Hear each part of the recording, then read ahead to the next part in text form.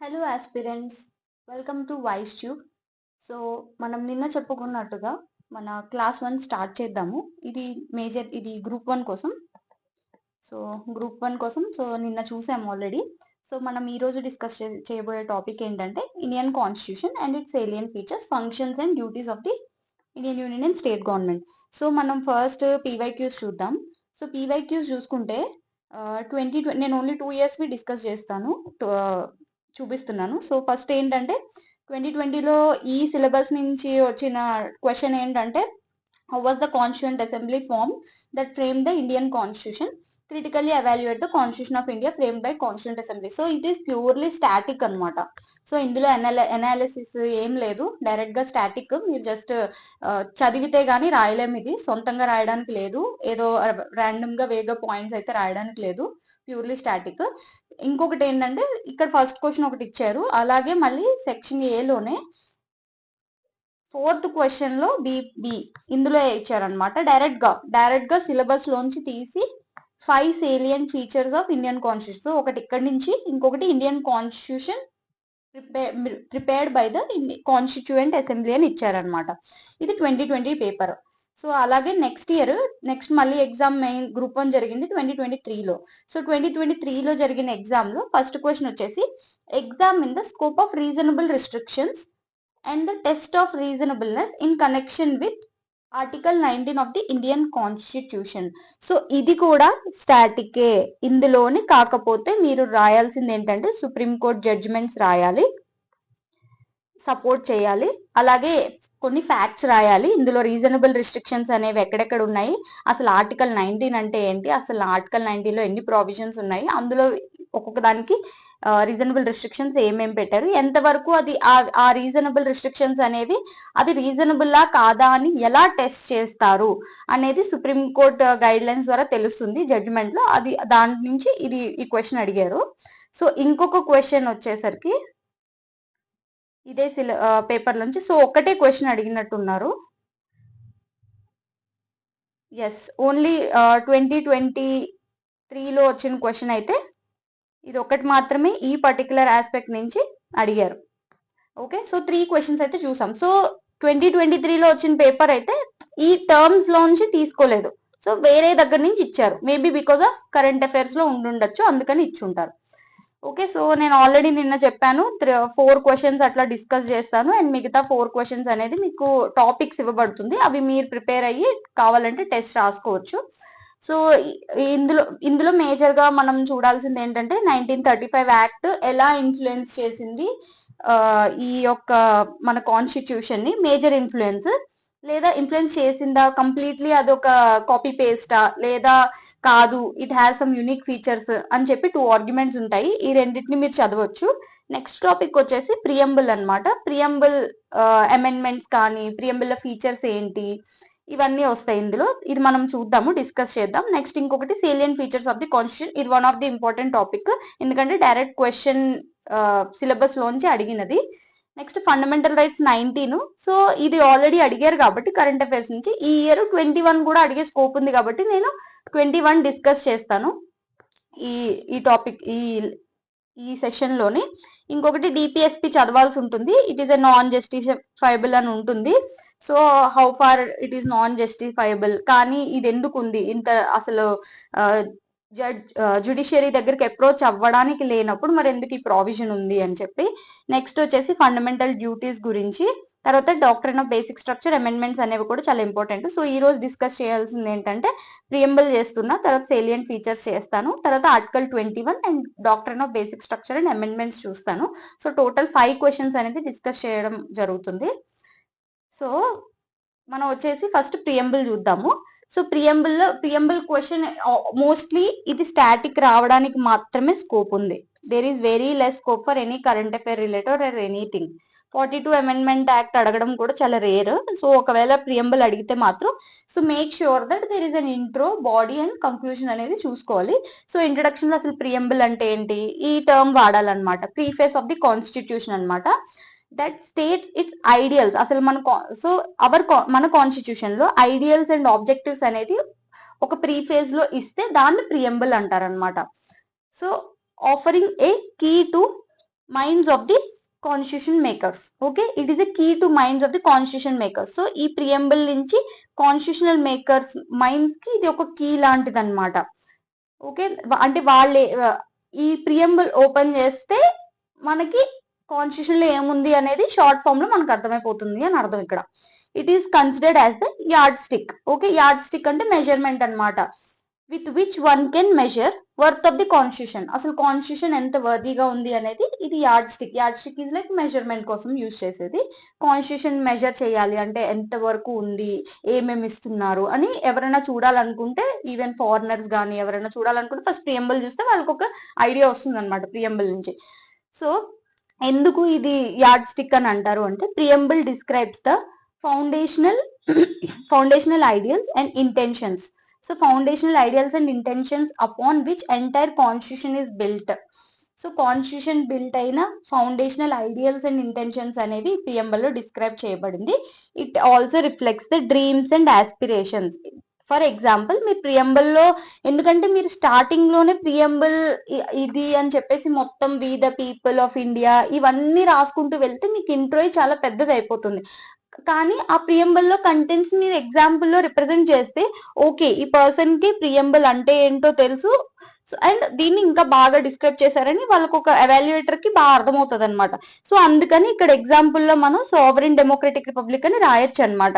So foundational ideals and intentions ఏంటంటే India అనేది sovereign, అలాగే దేర్ డ్రీమ్స్ అండ్ మన మన ఫ్రీడమ్ ఫైటర్స్ అనే వాళ్ళ డ్రీమ్స్ ఆస్పిరేషన్స్ అనేవి ఇందులో తెలుస్తున్నాయి అనమాట. Sovereign democratic republic.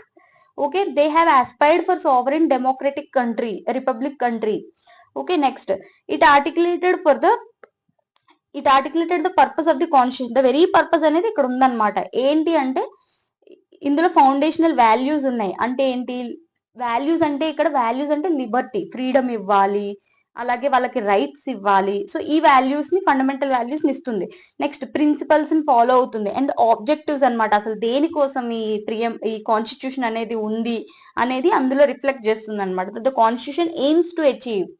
Okay, for example ఇక్కడ ఇచ్చాము కదా, dignity of an individual, principle. So values ఏంటంటే ఒకటి లిబర్టీ, ఫ్రీడమ్ అన్న రాయొచ్చు మీరు. అలాగే ప్రిన్సిపల్స్ ఏంటంటే main dignity of the objectives, dignity of the individual under for example reflected in article 21. ఓకే, నెక్స్ట్ ఇంకొకటి వచ్చేసి since the preamble starts with the phrase we the people of India, so it reflects the aspirations and collective will of the people. Okay, it reflects the aspirations. So first point ఏంటంటే అసలు preamble దేని, what is the significance on preamble అని ఎప్పుడైనా అడిగితే ఈ 3 points మీరు రాయగలగాలన్నమాట. ఒకటి foundational ideals and intentions, it reflects the dreams and aspirations, అప్పుడు ఎగ్జాంపుల్ రాయొచ్చు. తర్వాత it articulates the purpose of the constitution, it outlines the foundational values, principles, objectives. Okay, example dignity of individual is reflected in article 21. ఇంకొకటి since the preamble starts with the phrase we the people of India, it reflects the aspirations and collective will of the people. Okay, next వచ్చేసి India has taken long strides towards these ideals, however realisation of these ideals has not been complete success. Usually exam లో అనేది static మాత్రమే అడుగుతున్నారు. By any chance ఒకవేళ current affairs కానీ లేదా analytical view point లో ఒకవేళ అడిగితే మాత్రం జస్ట్ దానికోసం మాత్రం మీరు యాడ్ చేయొచ్చు. లేదు ఇది అడిగినా అడగకపోయినా మీరు ఒకవేళ నాకు ఇంకా ఎక్కువ కంటెంట్ కావాలి నాకు ఆన్సర్ లో అనుకుంటే అప్పుడు ఇది కూడా రాయొచ్చు. అంటే ఏంటంటే how far have we realised this preamble అనేది ఏంటి అంటే, ఫస్ట్ థింగ్ ఏంటంటే ideals have not been completely successful గా ప్రియంబుల్ అనేది మనం రియలైజ్ చేయలేకపోయాం ఆర్ అచీవ్ చేయలేకపోయాం. ఎందుకు అంటే preamble is non justiciable. So critics ఏం ఆర్గ్యూ చేస్తారంటే they are lofty provisions, just ఊరికే అట్లా పెట్టారు, అవసరం లేదు, జస్ట్ బల్కినెస్ కోసం పెట్టారు అన్నట్టు అనమాట. So next the goal of Liberty, equality, freedom కూడా ఫుల్ గా రియలైజ్ అవ్వలేదు. ఎందుకంటే మీరు అన్ని రాయొచ్చు, అంటే ఫ్రీడమ్ ఎక్కడెక్కడ, ఫర్ ఎగ్జాంపుల్ ప్రెస్ ఫ్రీడమ్ లేదని, లేదా ఈక్వాలిటీ దగ్గర జెండర్ ఇన్ఈక్వాలిటీ ఉందని, లేదా లేదా ఇన్ఈక్వాలిటీ ఆక్స్ఫామ్ రిపోర్ట్ అంటే రిచ్ అండ్ పూర్ గ్యాప్ అనేది పెరిగిపోతుందని. సో ఇవన్నీ మీరు కోట్ చేయొచ్చు. ర్యాంక్స్ రాయకపోయినా ఒకవేళ మీరు we are backwards in these indices అని చెప్పి ఎగ్జాంపుల్ కింద రాయొచ్చు అనమాట. నెక్స్ట్ వచ్చేసి prevalence of caste based social hierarchies, ఇప్పటికీ ఉన్నాయి కదా ఇంకా caste based, we keep on seeing in news.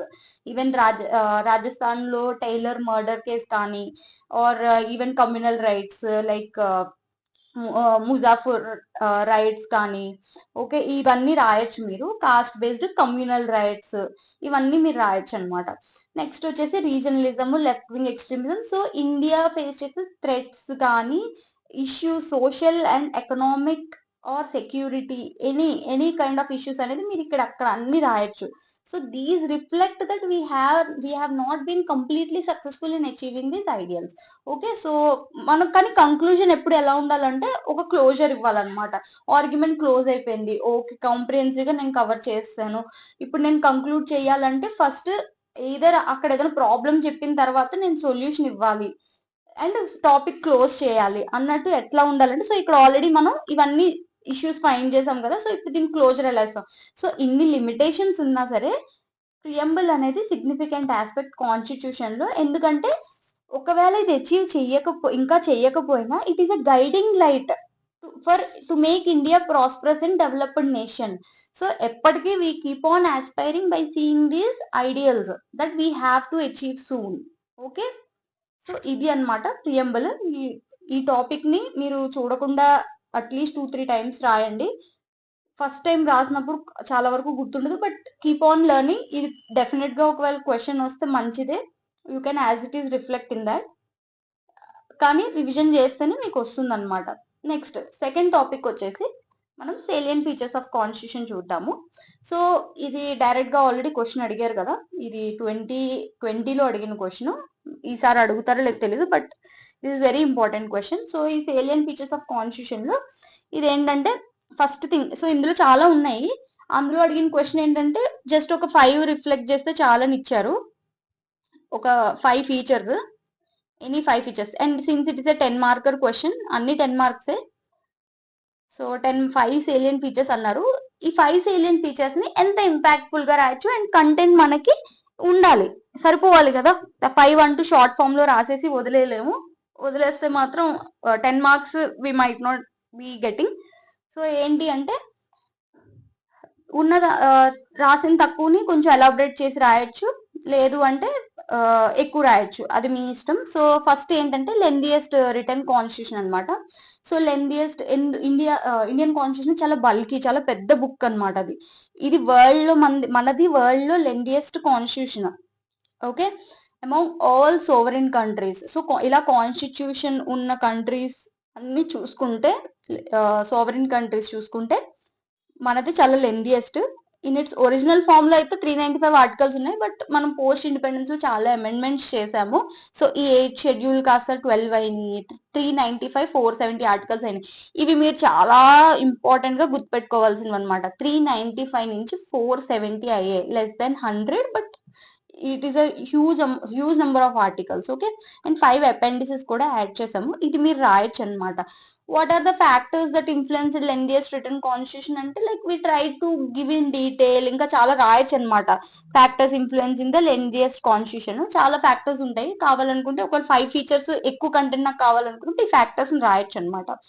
Okay, next వచ్చేసి సెకండ్ పాయింట్ వచ్చేసి బ్లెండ్ ఆఫ్ రిజిడిటీ. మన కాన్స్టిట్యూషన్ అనేది బోత్ రిజిడ్ గా ఉంటుంది, ఫ్లెక్సిబుల్ గా ఉంటుంది. ఎలా అంటే అమెండ్మెంట్ ప్రొసీజర్ ద్వారా అన్నమాట. So it is neither purely rigid not purely flexible. ఎలా అంటే కొన్ని అమెండ్మెంట్స్ లో 3 టైప్స్ ఉంటాయి అనమాట. ఈ 3 టైప్స్ లో ఏంటంటే ఫస్ట్ వచ్చేసి సమ్ పార్ట్స్ అనేవి జస్ట్ ఆర్డినరీ లా మేకింగ్, అంటే సింపుల్ మెజారిటీ, పార్లమెంట్ ఒకటే సింపుల్ మెజారిటీ ద్వారా ఇది చేసేయచ్చు అనమాట అమెండ్మెంట్. సో ఇది ఒకటి. నెక్స్ట్ కొన్ని parts of the constitution majority of the total membership, and దీన్నే స్పెషల్ మెజారిటీ అంటారనమాట. స్పెషల్ మెజారిటీ ఏంటంటే టోటల్ మెంబర్షిప్ లో 50%, అలాగే members of the present and voting లో 2/3 అనమాట. ఈ 2 కండిషన్స్ ని ఫిల్ చేయాలి. ఓకే, ఇది స్పెషల్ మెజారిటీ, ఇది అచీవ్ చేయాలి. థర్డ్ వచ్చేసి ఏంటంటే సెకండ్ ప్లస్ థర్డ్ అనమాట. It's very easy to understand. ఇది అయిన తర్వాత ఇది సక్సెస్ అయ్యాక it should be ratified by the legislatures of not less than 1/2, అంటే more than 15. Okay, or equal to for suppose if it is now we have 28 states. So 28 states అంటే more than 14 అనమాట. Okay, next వచ్చేసి democratic, next third వచ్చేసి democratic republic. మనది democratic republic. మీకు ఇది ఎక్కువగా content కావాలి అనుకుంటే you can explain each one. Democratic republic అనేది ఫీచర్స్ మన ఇండియన్ డెమోక్రటిక్, ఎందుకంటే ప్రియంబుల్ లోనే మీరు కోట్ చేయొచ్చు వీ ద పీపుల్ అని ఉంటుంది కాబట్టి. India is a democracy, we have elections. Okay, ఆ ఎలక్షన్స్ కండక్ట్ చేయడానికి ECI election commission of India ఉంటుంది. It means the sovereignty rest with the people of India. Okay, we elect the people and they our representatives will rule the India according to our wishes. They govern themselves through their representatives elected on the basis of the universal adult franchise. You can also mention this one. And President of India being the highest official of the state is elected for the fixed term. ఇక్కడ republic అని ఇచ్చాం కాబట్టి ఈ point కూడా రాయాల్సి ఉంటుంది.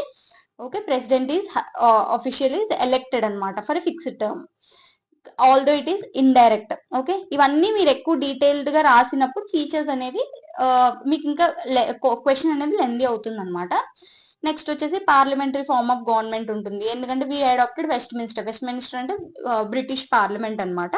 So వాళ్ళ నుంచి మనం తీసుకున్నాము ఏంటంటే, బట్ ఆల్ ఇందులో పార్లమెంట్ అనేది ఉంటుంది. ఇందులో లోక్సభ ఉంటుంది, రాజ్యసభ ఉంటుంది. ఓకే, యూకేలో ఉన్నదాన్ని మనం ఫాలో అవుతున్నాం అనమాట. In this system the executive is responsible to the legislature. This is the very important. ఈ పాయింట్ లేకపోతే దీనికి మీనింగే లేదు. So parliamentary system of form of government అంటే executive is responsible to the legislature and remain in power only as long as it enjoys confidence. So no confidence motion pass చేస్తే మాత్రం legislature executive అనేది పోతుంది. Okay, ఈ features అన్ని మీరు రాస్తే మీకు ఈజీగా కంటెంట్ అనేది వచ్చేస్తుంది. నెక్స్ట్ వచ్చేసి mixture of federal and unitary features. ఇది చాలా ఇంపార్టెంట్ క్వశ్చన్. యాక్చువల్లీ ఇది ఫెడరల్ ఫీచర్స్ లో ఫెడరలిజం చదివినప్పుడు అది నెక్స్ట్ టాపిక్ లో వస్తుంది. అదొక స్పెషల్ టాపిక్ అనమాట. ఏంటంటే ఫెడరల్ ఇష్యూస్, స్టేట్ కి సెంట్రల్ కి మధ్య ఎప్పుడు గొడవలు అవుతూ ఉంటాయి. సో అవి ఏంటి, ఆ టెన్షన్స్ ఏంటి. So article 1 of the constitution లో ఇది మీరు డైరెక్ట్ గా రాయొచ్చు. India that is Bharat shall be union of states అనమాట. Though the word federation is not used, India is a federal republic. ఇంకొకటి ఏంటంటే ఎస్ఆర్ బొమ్మాయి కేసు మీరు కోట్ చేయొచ్చు. ఇది మీకు చాలా వాల్యూ ఎడిషన్ ఇస్తుంది అనమాట. Okay, this person has so much comprehensive knowledge అనే ఒక ఫిగర్ ఇస్తుంది అనమాట మీరు ఇవన్నీ కాంప్రిహెన్సివ్ గా రాస్తే. సో ఇందులో ఏంటంటే ఫెడరలిజం అనేది basic feature. Even parliament cannot change this feature. Okay, even parliament cannot change this feature. Mixture of federal and unitary ఈ ఫెడరలిజం అనేది. Okay, federal aspect. ఫెడరల్ అంటే ఇక్కడ యాక్చువల్ మీనింగ్ ఏంటంటే, ఫెడరల్ అంటే center or state has got its own constituent powers and there is no interference. Alage they have their own powers in their own set of domain. Okay, center ki central powers కొన్ని ఉంటాయి, state ki state powers. అది 7th schedule లో ఉంటుంది. So ఇందులో ఏంటంటే nobody can interfere. ఎవరికి వాళ్ళు అక్కడ సోవరిన్ అనమాట. Although there are limited. ఇక్కడ యూనిటరీ అని ఉంది కదా, మోస్ట్లీ యూనిటరీ అంటారు. But still supreme court judgments, కొన్ని జడ్జిమెంట్స్ లో ఫెడరల్ అని ఇచ్చారు. But still India is unitary. Okay, next వచ్చేసి ఫండమెంటల్ రైట్స్ అన్నమాట. ఈ ఫండమెంటల్ రైట్స్ లో ఏంటంటే,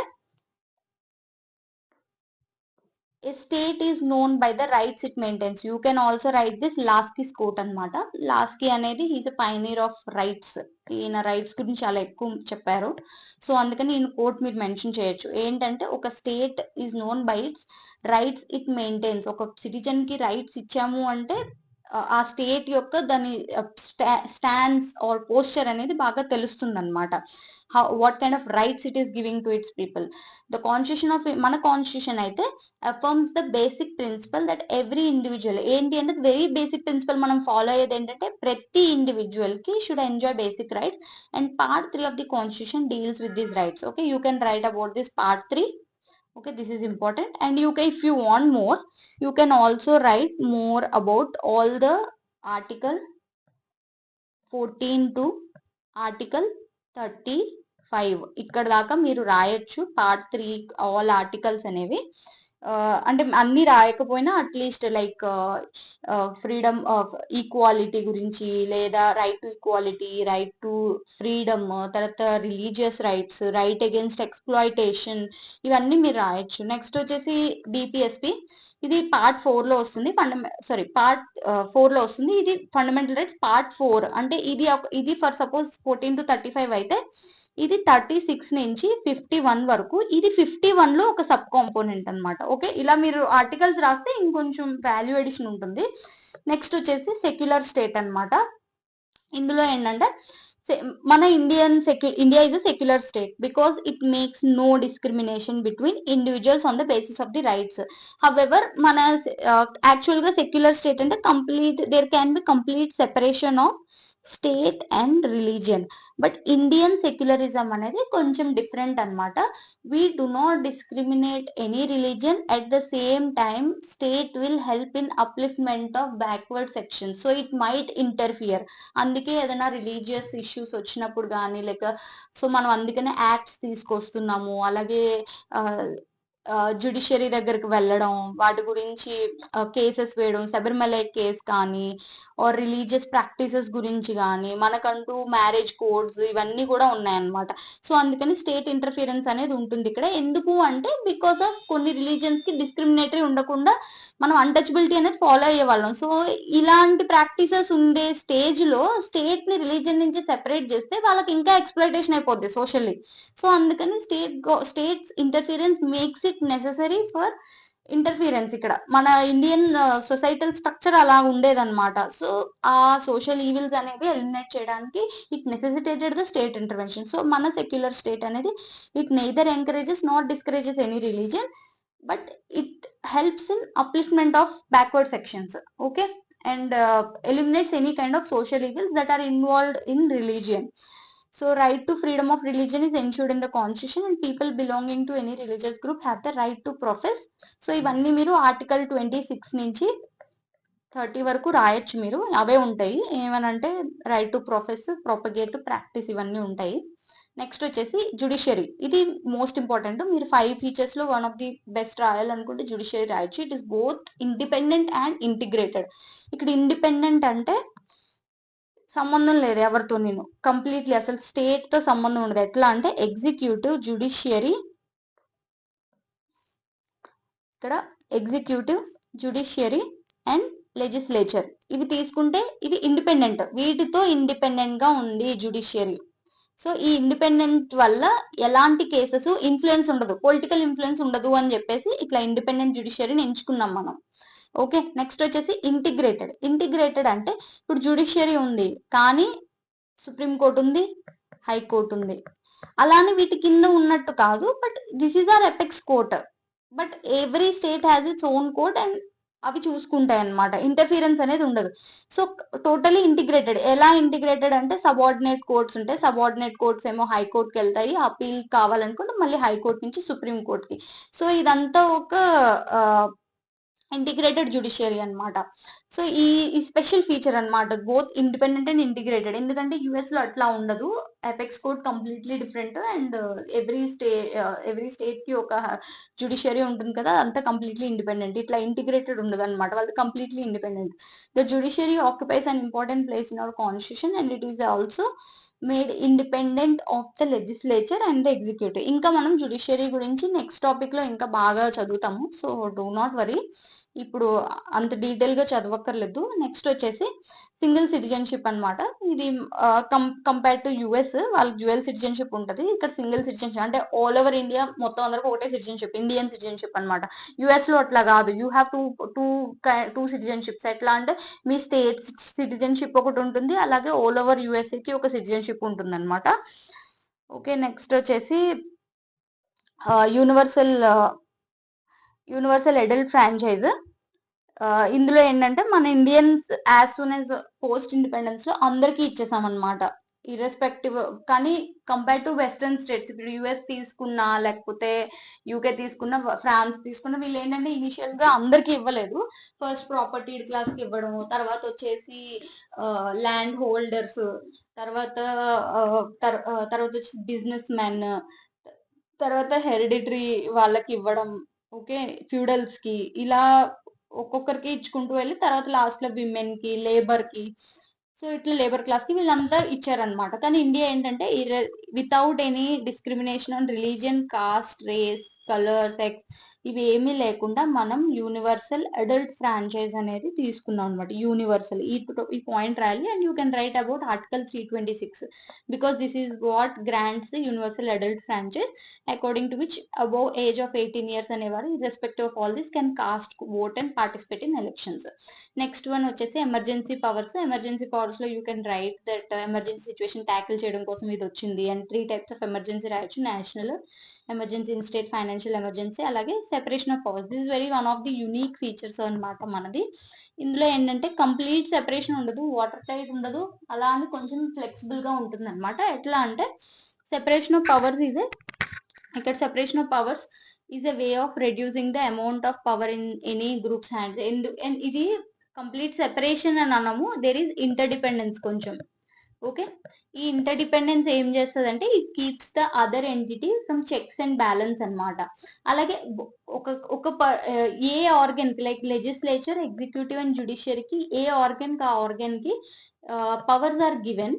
అండ్ ఈ పవర్స్ అనేది కాకుండా ఇంటర్ డిపెండెన్సీ కూడా ఉంటుంది. ఎందుకంటే no organ can project more power. Okay, or take any arbitrary action. ఏది ఆర్బిట్రరీ యాక్షన్ తీసుకోకుండా లెజిస్లేచర్ ఎగ్జిక్యూటివ్ చెక్ చేయొచ్చు, ఎగ్జిక్యూటివ్ జ్యుడిషియరీని చెక్ చేయొచ్చు. ఓకే, సో ఇది. తర్వాత వచ్చేసి నెక్స్ట్ వచ్చేసి ఫ్రీడమ్ ఆఫ్ స్పీచ్. ఓకే, ఇంతే అనుకుంటా. సో ఇందులో ఏంటంటే ఇన్ని ఫీచర్స్ లో మీరు ఏదో ఒకటి చూస్ చేసుకోవచ్చు అనమాట. ఏదైనా 5, 6 ఒకటి బాగా ప్రాక్టీస్ చేసుకుని అవి కొంచెం బాగా ప్రెజెంటేషన్ ఇచ్చుకునేలా చేయాలన్నమాట. మీరు ఇంట్రడక్షన్ లో ఏదైనా కాన్స్టిట్యూషన్ గురించి రాయొచ్చు ఫస్ట్. అంటే ఇలాంటి సెలియన్ ఫీచర్స్ ఇచ్చినప్పుడు అసలు కాన్స్టిట్యూషన్ అనేది ఎలా ఎమర్జ్ అయ్యింది, వాట్ కాన్స్టిట్యూంట్ అసెంబ్లీ ఎన్ని డేస్ తీసుకుని ఎఫర్ట్స్ తీసుకుని చేసింది, లేదా మన కాన్స్టిట్యూషన్ యొక్క యూనిక్ ఫీచర్స్ అనేది రాయొచ్చు అనమాట. మనది మోస్ట్ లెండియస్ట్ ఇట్లా అన్ని రాయొచ్చు. కంక్లూజన్ వచ్చేసరికి ఈ కాన్స్టిట్యూషన్ అనేది ఒక guiding light for all the stake holders, beat legislative, executive, judiciary. At the same time people కి కూడా ఇది ఒక గైడింగ్ లైట్ అనమాట. Okay, to work for the nation and for its own development. అలాగే ఒక ఇంక్లూజివ్ డెవలప్మెంట్, ఒక kind of duty bound and at the same time enjoying the rights అనేది మీరు ఇట్లా కంక్లూడ్ చేసుకోవచ్చు అనమాట. ఈ క్వశ్చన్ కి ఇంట్రో అండ్ కంక్లూజన్ ప్లాన్ చేసుకోండి. నెక్స్ట్ వచ్చేసి freedom of speech and expression. నేను ఇది డిస్కస్ చేయట్లేదు, ఆల్రెడీ ఇది అడిగారు. లేదు అంటే నేను లాస్ట్ లో డిస్కస్ చేస్తాను. So in the same lines maybe they can ask about article 21 అనమాట. సో నేను అందుకని ఆర్టికల్ 21 డిస్కస్ చేస్తాను. ఓకే, సో ఫస్ట్ ఆర్టికల్ 21 ఇది మనం ఇందులో ఎలాంటి క్వశ్చన్స్ అడగచ్చు అంటే మళ్ళీ ఆర్టికల్ 21 ఏంటంటే దీని ఇంటర్ప్రిటేషన్, దీంట్లో ఏమున్నాయని అడగచ్చు. ఓకే, సో అంటే ఎందుకంటే ఈ మధ్య కాలంలో చాలా జడ్జిమెంట్స్ వచ్చినాయి. ఆర్టికల్ 21 ని చాలా బ్రాడర్ గా ఇంటర్ప్రిట్ చేస్తున్నారు. ఆల్రెడీ కొన్ని ఉన్నాయి ఆర్టికల్ 21 లో ఇంప్లిసిట్ అనమాట. But through judgments like right to privacy కానీ, right to choose partner, life partner కానీ, ఇలా చాలా వచ్చినాయి. ఇవన్నీ ఆర్టికల్ 21 కింద ఇచ్చారనమాట. జ్యుడిషియరీ ఇంటర్ప్రిట్ చేసింది. You can all right how broader this is. ఈ క్వశ్చన్ ఎలా ఇచ్చినా సరే మీరు ఇది రాయగలరు. సో ఆర్టికల్ 21 ఆఫ్ పార్ట్ 3 ఏంటంటే guarantees the protection of life and personal liberty to every individual. First article 21 part 3 ఏంటంటే ఫండమెంటల్ రైట్స్ అనమాట. ఓకే, ఈ ఫండమెంటల్ రైట్స్ లో పార్ట్ 3 లో 21. సో మనం ఆల్రెడీ అనుకున్నాం కదా 14 నుంచి 35 వరకు ఫండమెంటల్ రైట్స్, ఇందులోని 21 వస్తుంది. Main protection of personal life and liberty అనమాట. Protection of life and personal liberty to every individual. Okay, ఇది important. It has undergone extensive reinterpretation by the supreme court. So supreme court ఏం చేసిందంటే extensive గా దీన్ని reinterpret చేసింది, making it one of it most dynamic. Dynamic అంటే it kept on evolving. దాని యొక్క meaning అనేది ఎవాల్వ్ అవుతూ వచ్చింది అనమాట, చేంజ్ అవుతూ ఉంటుంది. స్టాటిక్ అంటే అది ఫిక్స్డ్ గా అలాగే ఉంటుంది అనమాట. డైనమిక్ అంటే ఇట్ కీప్స్ ఆన్ ఎవాల్వింగ్. ఇంకా ఇందులో ఏదో ఉంది, ఇంకా ఇంప్లిసిట్ మీనింగ్స్ ఏవో ఉన్నాయి అన్నట్టు ఎవాల్వ్ అవుతూ వచ్చినాయి అనమాట. సో ఫస్ట్ ఇందులో ఏంటంటే article 21 offers a broad interpretation of right to life and liberty అనేది చాలా బ్రాడ్ గా ఇంటర్ప్రిట్ చేసాము. ఎలా అంటే term life extends beyond mere animal existence.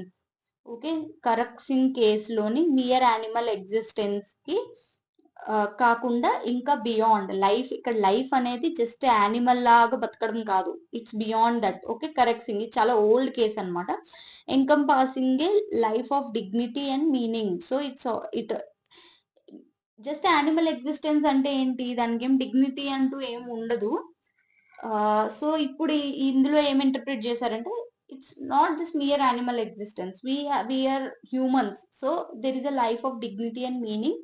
So even ఇంకొకటి ఏంటంటే ఆర్టికల్ 21 లో there is also rights like access to food and shelter. ఎందుకంటే ఈ రెండు ఉంటేనే మనం బతకగలం.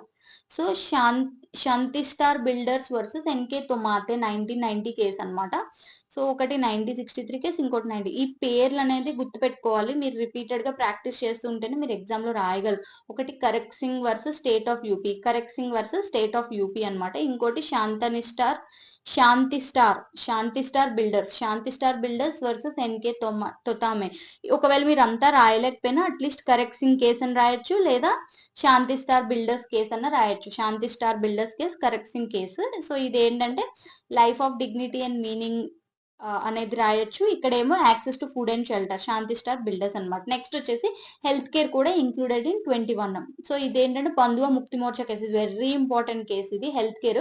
ఇది మీరు ఇక్కడే కాకుండా మీరు కావాలనుకుంటే హెల్త్ టాపిక్ వచ్చినప్పుడు పక్కగా ఇంట్రోలో ఇది రాయొచ్చు. ఏంటంటే బంధువ Mukti Morcha case supreme court అనేది health is the fundamental right అంటే ఆర్టికల్ 21 అని డిక్లేర్ చేసింది అనమాట. ఇది ఇక్కడ రాయొచ్చు.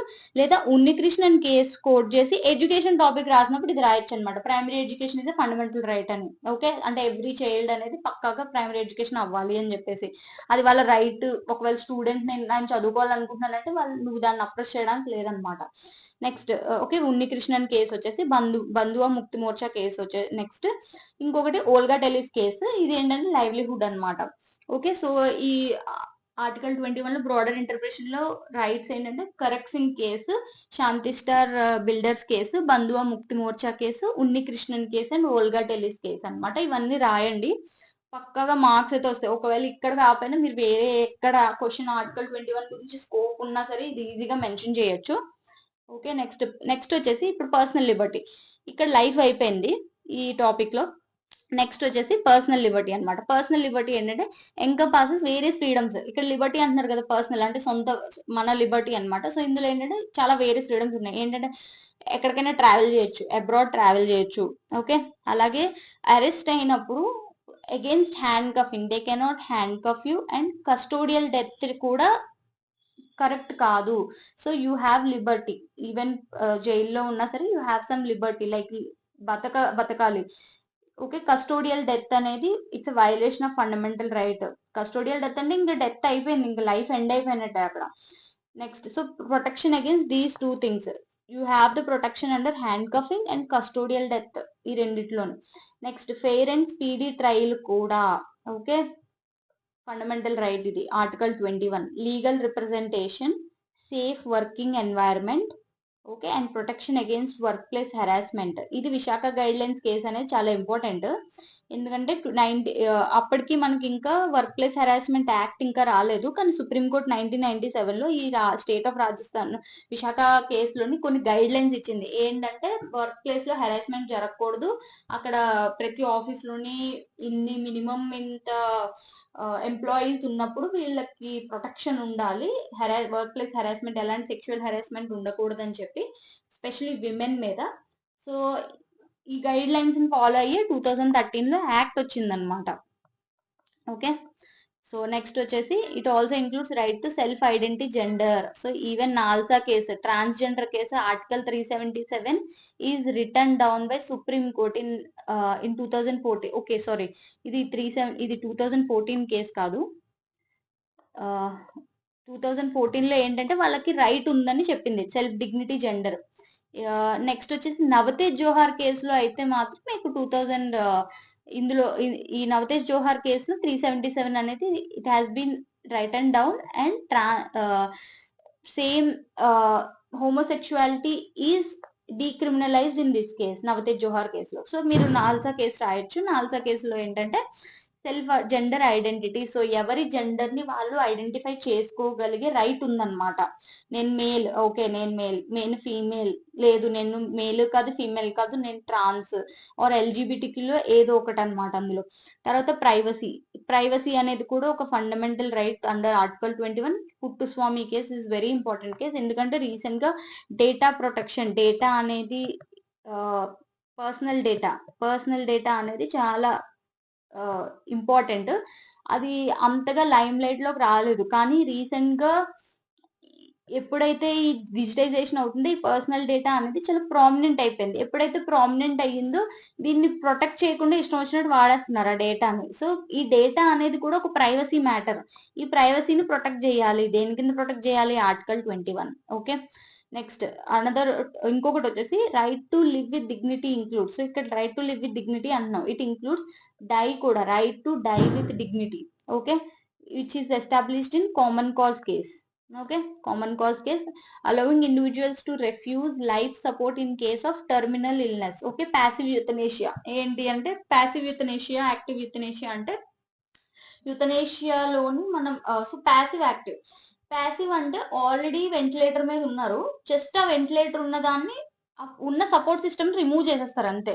సో ఆ సపోర్ట్ సిస్టమ్ తీసిన తర్వాత కొంత కాలం బతకొచ్చు, లేదా కొంత సమయం జస్ట్ ఒక పర్టికులర్ పీరియడ్ ఆఫ్ టైం వరకు, జస్ట్ ఒక 5-10 మినిట్స్ బతికి ఆ తర్వాత ఆటోమేటిక్ గా ప్రాణం వదిలేస్తారు. సో అది ప్యాసివ్, మీరు ఏం చేయట్లేదు, జస్ట్ సపోర్ట్ సిస్టమ్ రిమూవ్ చేస్తున్నారు. యాక్టివ్ యూథనేషియా అంటే ఏంటి? యూ ఇన్ఫ్యూజ్ సంథింగ్, మీరు యాక్టివ్ గా ఏదో ఇచ్చి చంపేయడం అనమాట. సో ఇది ఎందుకు అంటే just to relieve them from their permanent pain and suffering. ఒక కైండ్ ఆఫ్ అది డిగ్నిఫైడ్ డెత్ కాదనమాట. సో అందుకని ఈ యుతనేషియా చేయడం వల్ల, ప్యాసివ్ ఆర్ యాక్టివ్ యుతనేషియా చేయడం వల్ల వాళ్ళు చాలా డీసెంట్ డెత్ అనేది అవుతుందని చెప్పేసి ఈ కామన్ కాజ్ లో సుప్రీం కోర్ట్ అలౌ చేసిందనమాట. సో ఇది right to live with dignity కూడా, డై కూడా ఉంటుంది. Live with dignity also includes die with dignity, common cause case అనమాట. Okay, refuse life support in case of terminal illness. Okay, next allowing article 21 allows for the deprivation of rights through a procedure established by law. Okay, ఇంకొకటి ఏంటంటే మనం due process of law, procedure established by లా అని ఉంటుందన్నమాట. Due process of లా మనం ఏంటి follow అవుతాం అంటే procedure established by లా అంటే ఏంటి? ఒక పోలీస్ అనేవాడు వారు లా ఎలా ఉందో దాన్ని యాజ్ ఇట్ ఈస్ ఫాలో అవడం అనమాట. డ్యూ ప్రాసెస్ ఆఫ్ లా అంటే it questions the very process the way the law is formed అనమాట. అది అసలు లా ఫార్మ్ అవడం కరెక్ట్ గా అయ్యిందా లేదా అనేది క్వశ్చన్ చేస్తుంది అనమాట. So article 21 allows for the deprivation of the rights through a procedure established by law. The Supreme Court has mandated that such procedures must be fair, okay, reasonable. Okay, ఇది deprivation of rights అంటే article 21 ని restrict చేయొచ్చు. ఎలా అంటే only through law. Okay, procedure established by లా, ఒక procedure ద్వారా ఆ right ని రిస్ట్రిక్ట్ చేయొచ్చు. సో అందుకని supreme court has mandated that ఆ ప్రొసీజర్స్ అనేవి ఎప్పుడు ఫెయిర్ గా, రీజనబుల్ గా ఉండాలి, నాన్ ఆర్బిట్రరీగా ఉండాలి, incorporating principles such as due process of law అన్నమాట. ఓకే, ఫస్ట్ నువ్వు రిస్ట్రిక్ట్ చేస్తున్నావు అంటే ఆ వెరీ లా అనే ఫస్ట్ నువ్వు రిస్ట్రిక్ట్ చేస్తున్నావు అంటే ఆ రిస్ట్రిక్షన్స్ అనేవి, ఆ ప్రొసీజర్స్ అనేవి ఫెయిర్ గా, రీజనబుల్ గా, నాన్ ఆర్బిట్రరీగా ఉండాలి. నాన్ ఆర్బిట్రరీ అంటే హెఫెజార్డ్ గా తీసుకున్నవి కాదు, చాలా due thinking and critical thinking చేసి ఇచ్చినవి అనమాట. ఓకే, సో మనేకా గాంధీ కేసులోని, అలాగే ఇంకొకటి ఏంటంటే ఏకే రాయ్ కేసు కూడా ఉంది. సో ఈ రెండు కేసెస్ చాలా important, Maneka Gandhi case and AK Roy case. So ఇందులో ఏంటంటే ఒకటి incorporating principles like due process of law and natural justice అనమాట. సో ఈ ఇందులో ఏంటంటే, సో ఆర్టికల్ 21 ఏంటంటే in the part 3 of the constitution guarantees the protection of life and personal liberty to every individual. అలాగే article 21 లో life and liberty meaning ఏంటంటే, supreme court చాలా cases లో లైఫ్ అనేది చాలా బ్రాడ్ ఇంటర్ప్రిటేషన్ చేసింది. ఏంటంటే life of dignity in Kharak Singh case, అలాగే access to food and shelter in Shanti star builders case, అలాగే health care in Bandhua Mukti Morcha case, primary education in Unni Krishnan case and livelihood in Olga Tellis case. Okay, అలాగే personal liberty వచ్చేసి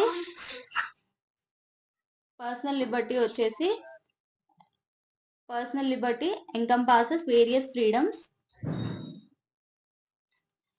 Personal liberty encompasses various freedoms, including the right to travel abroad, okay, protection against handcuffing, custodial death, okay, fair and speedy trial, legal representation, a safe working environment, and protection against workplace harassment. Under Vishaka guidelines right to self identity gender NALSA case అనమాట, privacy Puttaswamy case అనమాట. Furthermore the right to live with dignity includes right to die with dignity. Common cause case passive euthanasia గురించి ఇచ్చారు. తర్వాత article 21 allows for the deprivation of rights through procedure established by law. Okay, restrictions అనేది చేయొచ్చు. Under Maneka Gandhi case and AK Roy కేసులో ఏంటంటే following the principles of due process of law and natural justice. So దీని conclusion ఎట్లా రాయొచ్చు అంటే scope of right to liberty encompass various socio economic rights ఉన్నాయన్నమాట. అంతే కదా, ఇక్కడ చాలా సోషియో ఎకనామిక్ రైట్స్ ఉన్నాయి. Alongside the political rights was rightly referred to as heart. Okay, heart of the fundamental rights, okay, by the supreme court. Next question వచ్చేసరికి doctrine of basic structure discuss చేస్తాను. ఇంకొకటి amendments question discuss చేస్తాను. So first amendments doctrine of basic structure. So first ఏది discuss చేద్దామంటే first amendments చేయడం better. So amendments of the amendment. So ఇప్పుడు amendment question వచ్చేసరికి ఏమని అడగచ్చు అంటే అమెండ్మెంట్ ప్రొసీజర్స్ ఏంటంటే స్టాటిక్ అడిగితే డైరెక్ట్ గా అమెండ్మెంట్ ప్రొసీజర్స్ స్టాటిక్ అడగచ్చు, లేదా అమెండ్మెంట్ ప్రొసీజర్స్ కి క్రిటిసిజమ్స్ అడిగే ఛాన్సెస్ ఉంది. మోస్ట్లీ నన్ను అడిగితే స్టాటిక్ అడిగే ఛాన్సెస్ ఎక్కువ. సో ఇందులో ఏంటంటే amendments of the constitution involves making additions. So అసలు అమెండ్మెంట్ అంటే ఏంటంటే editions, modifications, removal of any provision in the constitution accordings with the procedure laid for the purpose అనమాట. సో ఈ అమెండ్మెంట్ అనేది ఎక్కడ ఉంది అంటే article 368 in part 20 of the constitution outlines the authority. So ఎవరు అమెండ్మెంట్ చేయగలరంటే only parliament to amend the constitution. So amendment అంటే ఏంటి? Addition, modification, removal, okay, as procedure laid down for the purpose in accordance with the procedure laid. ఎందులో ఉందంటే article 368 part 20. Okay, part 20 outlines the authority of the parliament to amend the constitution and associated procedure for amending the constitution strikes a fine balance between flexibility and rigidity as discussed below. So ఎలా procedure already ఇందాక మనం salient features discuss చేసినప్పుడు చూసాము.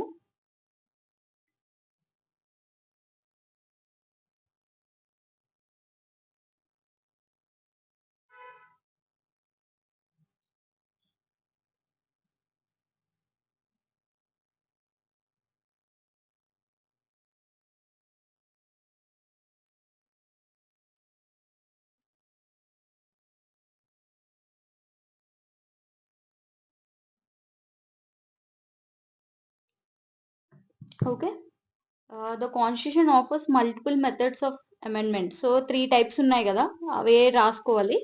ఒకటి ఏంటంటే simple majority, ఇంకొకటి special majority, and ఇంకొకటి federal structure అనేది ఇన్వాల్వ్ అయ్యి ఉంటుంది. ఏంటంటే special majority and also consent of at least half of the state legislatures అనమాట.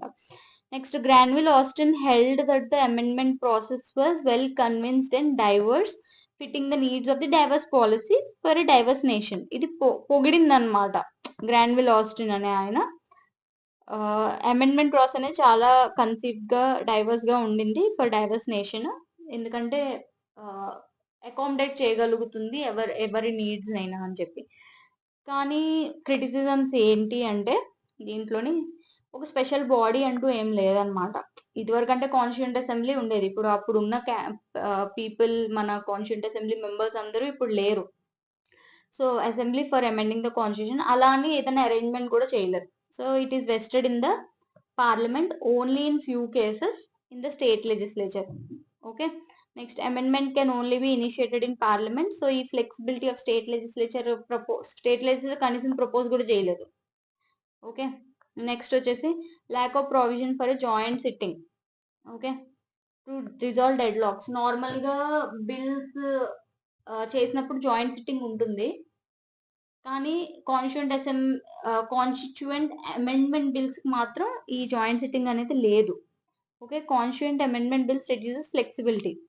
No time frame prescribed in the constitution. Okay, within which the state legislature should ratify or reject an amendment adds to complexity.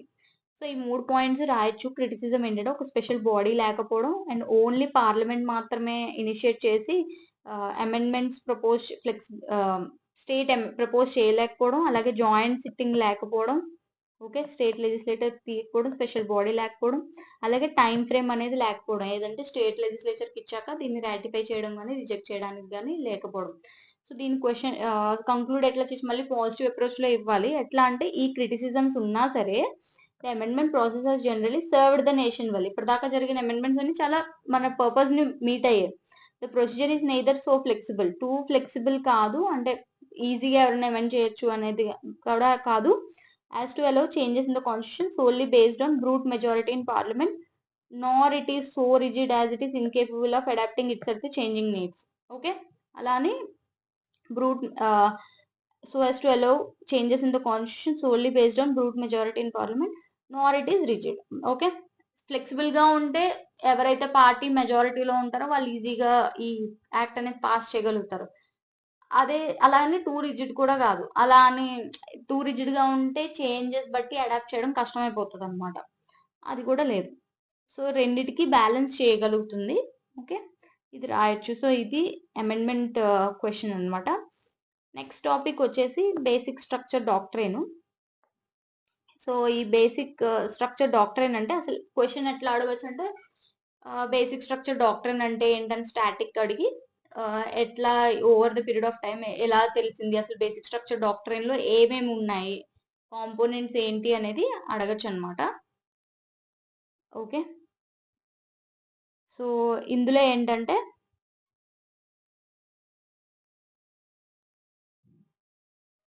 ఇందులో చూసుకుంటే basic structure doctrine అనేది meaning ఏంటంటే it is a judicial innovation given. ఇది innovation, ఇది constitution లో లేదు. ఈ basic structure doctrine అనేది ఇది జుడిషియరీ దానంతటి తను ఇన్నోవేటివ్ గా తీసుకొచ్చింది. ఏ కేసులో అంటే 1973లో కేశవానంద్ భారతి కేసు అనమాట. It says that the constitution has certain basic features that cannot be altered even under article 368. ఏంటంటే ఆర్టికల్ 368 లో పార్లమెంట్ అమెండ్ చేయొచ్చు, కానీ బేసిక్ స్ట్రక్చర్ డాక్ట్రైన్ ఏం చెప్తుందంటే కొన్ని బేసిక్ ఫీచర్స్ ఉంటాయి, అది పార్లమెంట్ ఈవెన్ ఆర్టికల్ 368 ఇచ్చిన పవర్ ని కూడా యూజ్ చేసి అమెండ్ చేయలేరు. ఎందుకంటే these are the essential features. ఇవి లేకపోతే మాత్రం constitution will lose its fundamental character అనేది పోతుంది. సో ఈ బేసిక్ స్ట్రక్చర్ ఇట్ సెల్ఫ్ అనేది కాన్స్టిట్యూషన్ లో మెన్షన్ చేయకపోయినా జుడిషియల్ ఇన్నోవేషన్ ద్వారా తీసుకొచ్చారు. Okay, this forms the basis of power of the supreme court to review. So ఈ డాక్ట్రైన్ అనేది సుప్రీం కోర్ట్ కి ఒక పవర్ అనమాట. ఏంటంటే ఈ డాక్ట్రైన్ చూసుకుని సుప్రీం కోర్టు ఏ కాన్స్టిట్యూషన్ అమెండ్మెంట్ అయినా రివ్యూ చేసి స్ట్రైక్ చేయగలదు. For suppose NJSB, okay, strike down చేసేసింది. అలాగే ఇంకా కొన్ని ఫీచర్స్ ని స్ట్రైక్ డౌన్ చేసింది. Okay, critics argue that with the doctrine Supreme Court assumed the role of super legislature. ఇది కొంచెం క్రిటిసిజం అనమాట. ఈ డాక్ట్రైన్ ఆఫ్ బేసిక్ స్ట్రక్చర్ అనేది సొంతంగా ఇన్నోవేట్ చేసేసి వాళ్ళ పవర్ కోసం అని, వాళ్ళ హయ్యర్ పవర్ లో ఉండడం కోసం అని అట్లా తెచ్చుకున్నారని క్రిటిసైజ్ చేస్తున్నారు. అండ్ ఒకవేళ పార్లమెంట్ ఏదైనా మార్చాలనుకున్న వీళ్ళు అబ్స్ట్రక్ట్ చేస్తారు. Next constituent assembly by deciding what forms the essence of the constitution. Okay, so constituent body లేదు కాబట్టి సుప్రీం కోర్టే తనంతటి తాను సూపర్ లెజిస్లేచర్ అంటే ఆల్రెడీ లోక్సభ అండ్ రాజ్యసభ ఈ పార్లమెంట్ ఉంది కదా, దీనికన్నా సూపర్ పవర్ అనమాట, వాళ్ళకి పైన అనమాట, వాళ్ళకి బాబులాగా. సో ఇట్లా constituent assembly by deciding what forms the essence of the constitution. Judiciary is not given an exhaustive list of elements of basic structure. Okay, అంటే ఎగ్జాస్టివ్ లిస్ట్ అంటే ఇన్నే అని అలా ఏం ఇవ్వలేదు. ఓకే, ఎగ్జాస్టివ్ లిస్ట్ అంటూ ఏం లేదు. It has kept it open ended, and అంటే ఎప్పుడైనా ఏవైనా ఇంక్లూడ్ చేయొచ్చు. So it has kept open ended. It may include more in the coming days. Determine the basic structure from time to time through various judgements ద్వారా. ఇవి important, ఇవి ఎక్కడైనా మీరు వాడొచ్చు. ఎలాంటి క్వశ్చన్ ఫెడరలిజం వచ్చిందా, ఓకే బొమ్మాయి కేసు రాస్తాను. Okay. Republican democratic government form of government వచ్చింది. కేశవానంద్ భారతి కేసు. ఇది ఎక్కడ క్వశ్చన్ వచ్చినా మీరు ఈ ఫస్ట్ టాపిక్ లో గానీ ఈ పర్టికులర్ పేపర్ 3 లోని ఎక్కడైనా వాడచ్చు ఇవి. Supremacy of the constitution. So first feature ఏంటంటే కాన్స్టిట్యూషన్ ఎప్పటికైనా సుప్రీం. లెజిస్లేచర్ అనే వాళ్ళు కాన్స్టిట్యూషన్ అండర్మైన్ చేయడానికి వీల్లేదు. And republican democratic form of government, అలాగే పార్లమెంటరీ ఫార్మ్ ఆఫ్ గవర్నమెంట్ అంటే executive is always responsible to the legislature. ఈ పాయింట్స్ అనేవి గుర్తుపెట్టుకోవాలి. ఇది కేశవానంద భారతి కేసులో ఇచ్చారనమాట. దీన్ని మార్చలేరు. సడన్ గా ఎగ్జిక్యూటివ్ వచ్చి మేము లెజిస్లేచర్ కి ఇంక రెస్పాన్సిబుల్ కాదు అని వాళ్ళు ఏదైనా అమెండ్మెంట్ తీసుకొచ్చి చేయడానికి లేదు. అలాగే డెమోక్రటిక్ ఫార్మ్, ఎలక్షన్స్ మార్చడానికి లేదు, ఎలక్టెడ్ ప్రెసిడెంట్ మార్చడానికి లేదు, అలాగే కాన్స్టిట్యూషన్ అండర్మైన్ చేయడానికి లేదు. Next federal character of the constitution so ఇందులో ఏంటంటే ఇది ఏ కేసు అంటే మినర్వా మిల్స్ కేసు 1980లో వచ్చింది. ఇది ఏంటంటే ఇక్కడ కూడా ఫెడరల్ క్యారెక్టర్ ఆఫ్ కాన్స్టిట్యూషన్ ఉంది. అలాగే ఇది ఇంపార్టెంట్ అనమాట. మినర్వా మిల్స్ కేసులో ఫండమెంటల్ రైట్స్ డిపిఎస్పి అనేది బ్యాలెన్స్ చేసుకోవాలి. హార్మోనియన్ బ్యాలెన్స్ లో ఉండాలి. ఒకదానికొకటి కాన్ఫ్లిక్టింగ్ గా ఉండకూడదు. Limited amending power of parliament to amend the constitution అంటే ఇది కూడా చాలా ఇంపార్టెంట్. సో ఈ రెండు mostly important. Fundamental rights, directive principles and parliament to amend the constitution. Next వచ్చేసి సంపత్ కుమార్ కేసులో వెల్ఫేర్ స్టేట్ అనమాట. Sampath Kumar case welfare state. Okay, Sampath Kumar ఈ కేసులో వెల్ఫేర్ స్టేట్ అనేది బేసిక్ స్ట్రక్చర్ అని చెప్పింది. రూల్ ఆఫ్ లా ఇది ఎందులో చెప్పిందంటే ఇందిరా సాహు వర్ added to the list of basic features of the constitution. So ఈ రూల్ ఆఫ్ లా ఎక్కడ ఉందంటే ఇందిరా సహానీ కేసు 1992. ఇది చాలా important rule of law. Okay, next free and fair elections, sovereign democratic republic. ఈ రిపబ్లిక్ స్ట్రక్చర్ మళ్ళీ ఇందులో ఏంటంటే కుహితో హొలోలన్ కేసు 1993. కిహోతో హొలోలన్ కేసు. ఓకే, నెక్స్ట్ వచ్చేసి ఎస్ఆర్ బొమ్మాయి కేసులో మనం ఆల్రెడీ ఫెడరలిజం అని చదివాం. ఫెడరలిజం తో పాటు ఇంకా చాలా ఉన్నాయన్నమాట. Secularism, democracy. Okay, next social justice, judicial review, ఇవన్నీ రాసుకోవచ్చు మీరు. మేజర్ గా ఇంపార్టెంట్ అడిగితే మాత్రం నన్ను అడిగితే Kesavananda Bharati case important. Parliamentary form, supremacy of constitution, అలాగే federal fundamental rights, DPSP harmony and parliament to amend and Minerva Mills case, Sampath Kumar case for welfare state, Indira Sawhney కేసులో రూల్ ఆఫ్ లా, అలాగే కియోతో హొలోలన్ కేసులో ఈ free and fair election, sovereign democratic structure, అలాగే SR Bommai కేసులో federalism, secularism ఇవన్నీ రాయాలి. Next వచ్చేసి చంద్రకుమార్ కేసు. ఇందులో ఏంటంటే high courts powers of high courts under article 226 and 227. అంటే ఏదైనా సరే ఫస్ట్ వెళ్ళేటప్పుడు ఫస్ట్ హైకోర్ట్ ని అప్రోచ్ అవ్వడం బెటర్. ఈ కావాలంటే హైకోర్ట్ నుంచి మళ్ళీ డైరెక్ట్ గా సుప్రీం కోర్టుకి వెళ్ళొచ్చు. అంతేగాని డైరెక్ట్ గా సుప్రీం కోర్ట్ కాదు. ఫస్ట్ రిసార్ట్ అనేది హైకోర్ట్ లో ఉంటుందని చెప్పి సుప్రీం కోర్ట్ చెప్పింది అనమాట. నెక్స్ట్ వచ్చేసి separation of powers, IR Coelho case. ఇది కొంచెం రీసెంట్ 2007 లో వచ్చింది. ఇది ప్రిన్సిపల్ ఆఫ్ ఈక్వాలిటీ గురించి చెప్తుంది ఇది. సో ఇది కూడా ఇంపార్టెంట్. ఇవి బేసిక్ స్ట్రక్చర్స్ ఏంటంటే పవర్స్ ఆఫ్ హైకోర్ట్ అనేవి, అలాగే principle of equality, IR Coelho case. Okay, the doctrine upholds the supremacy of the constitution. So ఇది ఏంటంటే ఈ డాక్ట్రిన్ ఆఫ్ బేసిక్ స్ట్రక్చర్ అనేది అప్హోల్డ్స్ ఇది main supremacy of the constitution, ensuring the constitutional sovereignty, not parliamentary sovereignty కాదు. Okay, ఇక్కడ head ఎవరంటే parliament కాదు, constitution itself. ఏ పార్లమెంట్ అయినా దీని కింద తల వంచాల్సిందే. దేర్ ఫోర్ ఇలా ఉండడం వల్ల, ఈ డాక్ట్రైన్ లో ఇది ఉండడం వల్ల మనం ఇట్ ఈస్ ఈ డాక్ట్రైన్ అనేది కాన్స్టిట్యూషన్ ని కాపాడగలుగుతుంది. The very essence against the potentially detrimental అంటే డేంజరస్ అమెండ్మెంట్స్ కానీ మెజారిటేరియన్ ట్రెండ్స్ అనే డెమోక్రసీని నుంచి ఈ కాన్స్టిట్యూషన్ ని డాక్ట్రైన్ ఆఫ్ బేసిక్ స్ట్రక్చర్ అనేది కాపాడుతుంది అనేది ఒక పాజిటివ్ నోట్ లో మీరు ఎండ్ చేస్తే మీకు చాలా మార్క్స్ ఫెచ్ చేస్తుంది అనమాట. ఇంకోటి ఏంటంటే ఈ రోజు సెషన్ అయితే అయిపోయింది. నేను డిస్కస్ చేయాలనుకున్న 5 టాపిక్స్ నేను డిస్కస్ చేశాను. సో మీరంతటి మీరు చదవాల్సినవి ఏంటంటే ఆర్టికల్ 19 చదవాలి, 1935 act. Okay, 1935 article 19, DPSP, fundamental duties, ఇవి చదువుకుని రండి. అలాగే ఇంకోటి ఏంటంటే ఇక్కడ functions of duties of Indian union state అనేటప్పుడు ఇక్కడ ఒక్కొక్కసారి tensions between centre and state. So federalism topic లో కూడా కొంచెం ఇది ఉండొచ్చు. ఎందుకంటే ఈ రెండిటి డ్యూటీస్ కొంచెం ఓవర్లాప్ ఉండడం కానీ, లేకపోతే షెడ్యూల్ 7 గురించి కానీ ఇష్యూస్ కానీ ఇందులో అడగచ్చు అనమాట. కొంచెం షెడ్యూల్ 7 టాపిక్స్ అనేవి చూసుకోండి. అంటే యూనియన్ లిస్ట్ లో ఏమున్నాయి, కాంకరెంట్ లిస్ట్ లో ఏమున్నాయి, స్టేట్ లిస్ట్ లో ఏమున్నాయి అనేవి కనీసం ఒక్కొక్క దానికి ఒక 2 to 3 అన్న మీకు గుర్తుంటే మీకు ఎగ్జామ్ లో చాలా యూజ్ అవుతుంది. సో ఈ రోజు టాపిక్ అయితే సెషన్ అయితే అయిపోయింది. నెక్స్ట్ రేపు డిస్కస్ చేయబోయేది ఏంటి అంటే సెకండ్ టాపిక్ లో ఫెడరలిజం ఉన్నట్టుంది. ఓకే, సో అది మనం రేపు డిస్కస్ చేద్దాం. పేపర్ 3లో టాపిక్ 2 అన్నమాట. ఓకే, ఇది రేపు. సో ఇవి మాక్సిమం రేపు మార్నింగ్ కి ఈ క్వశ్చన్స్ మార్నింగ్ కానీ లేదా ఎప్పుడు టైం ఉంటే అప్పుడు ఈ ఇచ్చిన క్వశ్చన్స్ ని చూడకుండా రాయండి, మళ్ళీ రిపీటెడ్ గా రాయండి. Okay, so I hope this session is very useful to you people. Thank you.